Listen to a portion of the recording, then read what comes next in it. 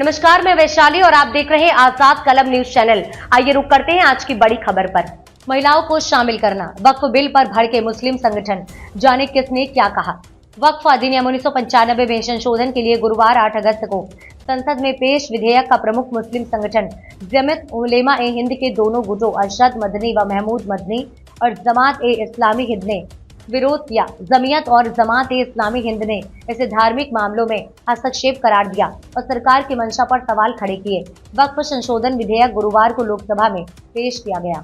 कुछ विशेषज्ञों ने संशोधन विधेयक की सराहना करते हुए इसे धार्मिक दान के प्रबंधन को आधुनिक बनाने की दिशा में एक जरूरी कदम बताया है, मगर सरकार को अधिकार देने की तीखी आलोचना भी की जा रही है। जमीयत एएम गुट के अध्यक्ष मौलाना अरशद मदनी ने कहा कि प्रस्तावित संशोधन भारतीय संविधान द्वारा प्राप्त धार्मिक स्वतंत्रता के खिलाफ है। संगठन की ओर से जारी एक बयान में सैयद अरशद मदनी ने कहा कि वक्फ द्वारा प्राप्त होने वाले धन को सरकार मुसलमानों में वितरित करेगी जो धार्मिक मामलों में हस्तक्षेप हैं, और ये मुसलमानों को स्वीकार्य नहीं है क्योंकि वक्फ मुसलमानों के महत्वपूर्ण धार्मिक कर्तव्यों में शामिल है। बुजुर्ग मुस्लिम नेता ने दावा किया कि इन संशोधनों द्वारा सरकार वक्फ की संपत्तियों की स्थिति और स्वभाव को बदल देना चाहती है ताकि उन पर कब्जा करना आसान हो जाए। वक्फ बोर्ड को खत्म करने का प्रयास, मौलाना महमूद मदनी।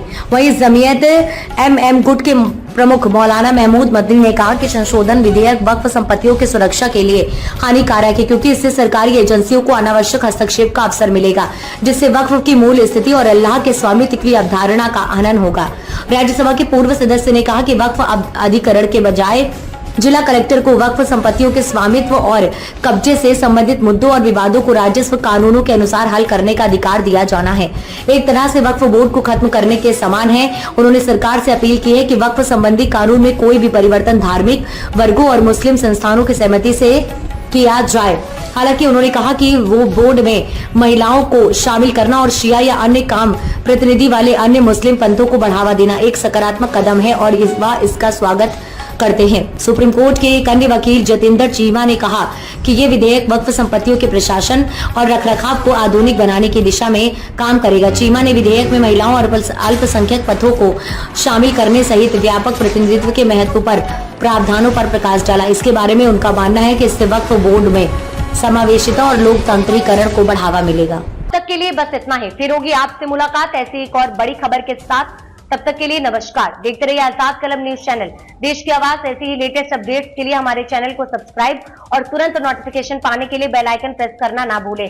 यदि आप हमें फेसबुक के माध्यम से देख रहे हैं तो हमारे पेज को फॉलो जरूर करें। धन्यवाद।